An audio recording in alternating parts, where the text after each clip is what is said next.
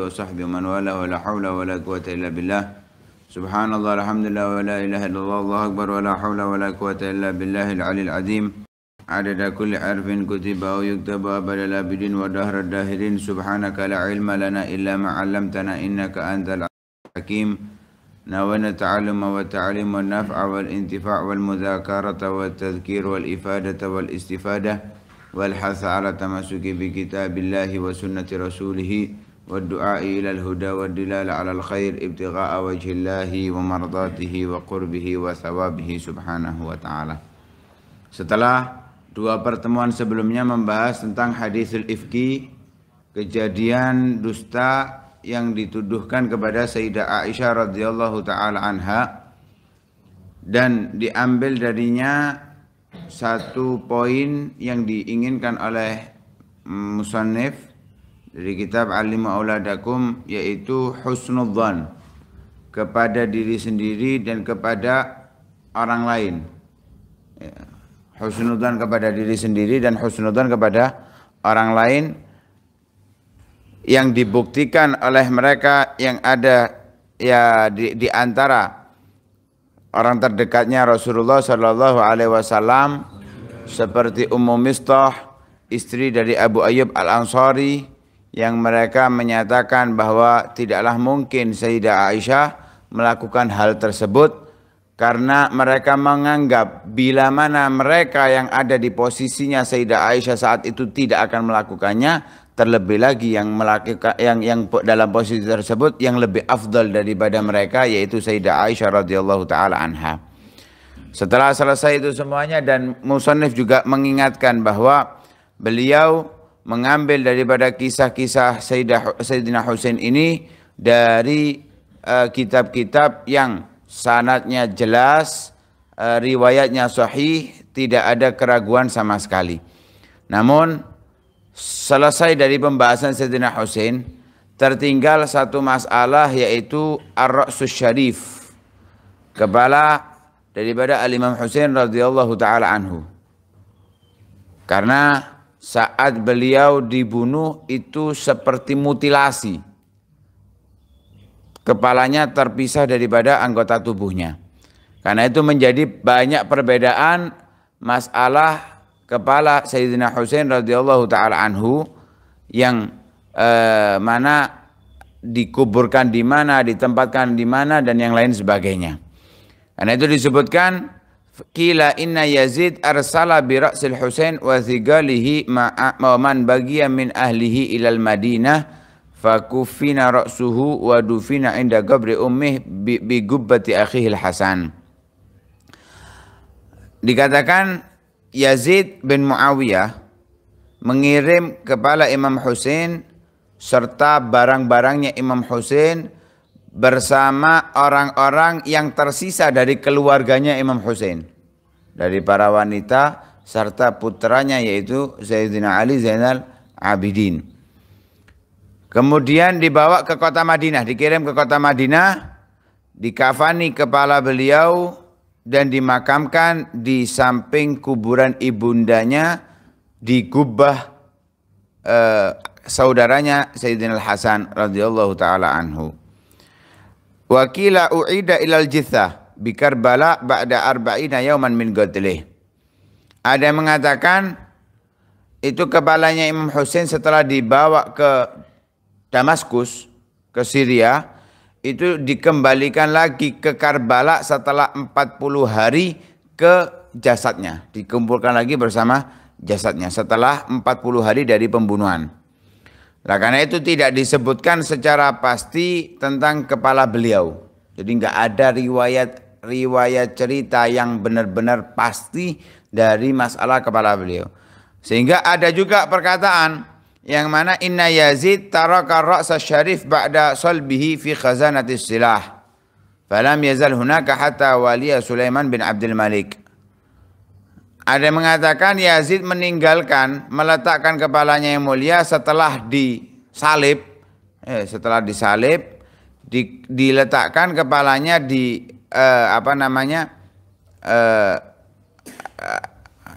lemari atau tempat penyimpanan alat-alat peperangan.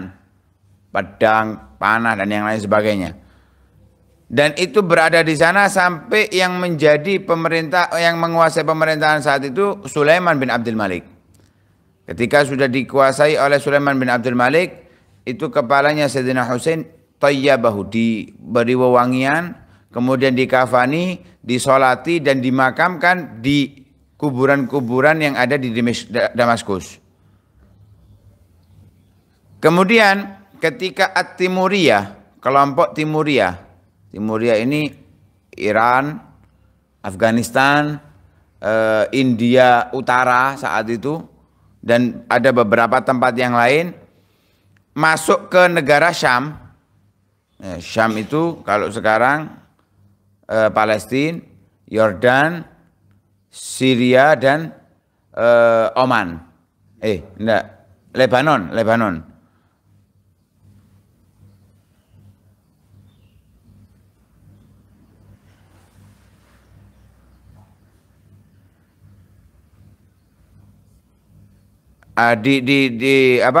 Masuk ke sana itu digali kepalanya Imam Husain, diambil. Dikatakan oleh Imam Muqrizi di dalam kitab Al-Mawa'id wal I'tibar fil Khutati wal Athar di bulan Sya'ban tahun 491. Itu keluar Al-Afdal, namanya orang Al-Afdal Amirul Juyush bersama bala tentaranya ke Baitul Maqdis, Palestina. Kemudian masuk ke Askolan. Askolan ini terkenal, di situ ada ahli hadis yang sangat hebat, pakar hadis yang sangat hebat, yaitu Ibn Hajar Al-Asqalani. Di sana ada satu tempat yang melingkar. Lah, di tempat tersebut terdapat kepalanya Imam Husain. Kemudian dikeluarkan, diberi wewangian, dibawa ke daerah namanya Ajel. Nah, dibawa di sana, kemudian dibangunkan satu tempat yang jadi masyhad. Ya, apa kalau istilah sekarang itu? Kalau bahasa, seperti ini pemandangan. Kalau masyhad itu tempat ziarah atau semisalnya. Ya, seperti museum yang ada di Askolan, yang dibangun oleh Amirul Juyush Al-Afdal tadi. Kemudian kepala itu masih berada di sana, di Askolan, sampai dipindah ke Kairo. Sampai dipindah ke Kairo pada tahun 545. Jadi setelah 50 tahun lebih di Askolan, dipindah ke Kairo pada tahun 545 pada bulan Jumadil Akhir. Nah, kemudian kepala itu berada di sana sampai sekarang. Dan itu diziarahi, ya, di Kairo diziarahi. Bisa kita bayangkan 50 tahun kepala itu masih utuh. Sebagaimana dijanjikan oleh Allah Subhanahu wa taala bagi orang-orang yang meninggal dalam keadaan syahid, jasadnya tidak akan dimakan oleh binatang. Sebagaimana juga disebutkan dalam Saffatul Zubat, wa ma syahidun balian wala nabi. Sebelumnya itu?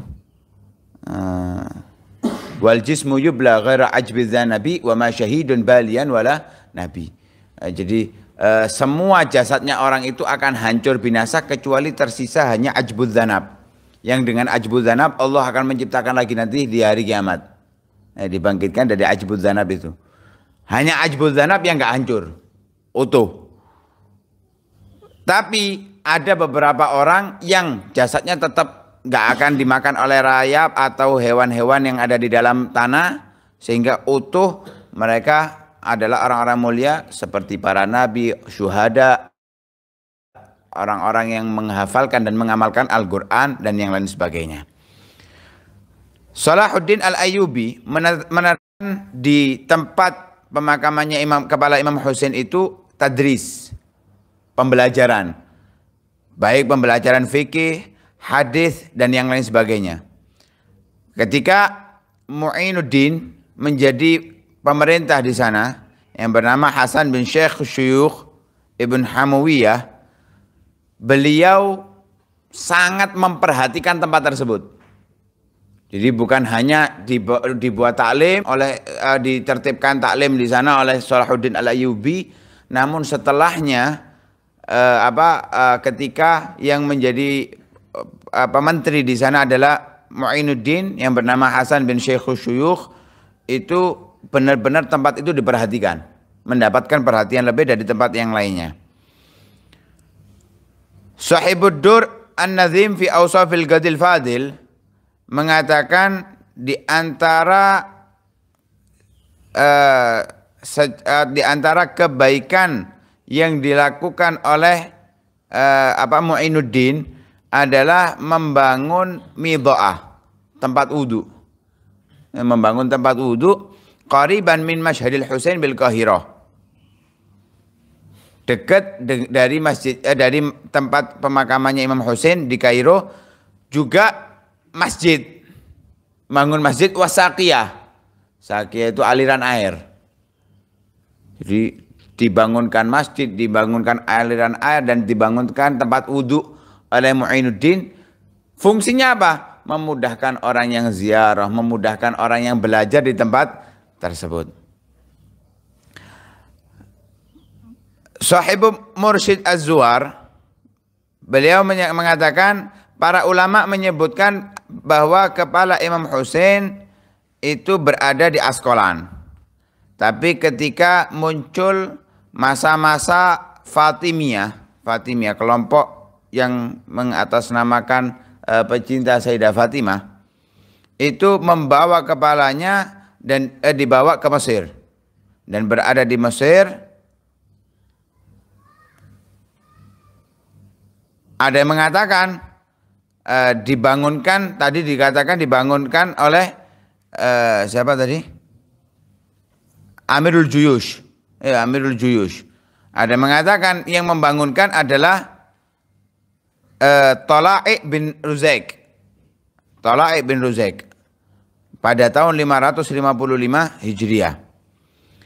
Al-Imam Sya'rani mengatakan ketika kepala Imam Husain dimakamkan di timur, ya maksudnya di Mesir, dan berlalu beberapa bulan atau beberapa tahun, Tala'i bin Ruzaik itu menginfakkan 30.000 dinar.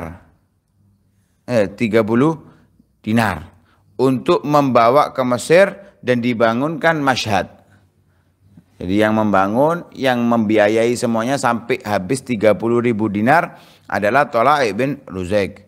Lah, alhasil di situ ada banyak perbedaan dari kejadian pemakaman kepalanya Al-Imam Husain radhiyallahu taala anhu. Namun yang pasti tempatnya dimanapun itu tidak ada masalah. Mau di Mesir, mau di Askolan, mau dimanapun nggak ada masalah. Yang penting kedudukan Imam Husain, keadaan Imam Husain, dan seluruh jasadnya Imam Husain itu bukan hanya sekedar dimakamkan di mana-mana, tapi harus melekat di hati kita. Cinta kepada beliau, rindu kepada beliau, ingin meneladani beliau harus ada di dalam diri kita.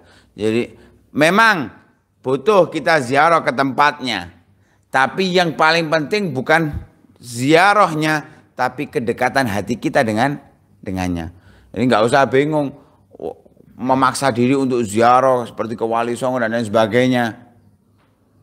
Bukan itu tujuannya, apalagi kalau pas acara ada di sana seperti biasanya di turbahnya Ibnu Ja'far, Maulid atau semisalnya, rombongan banyak, pengen masuk, pengen deket.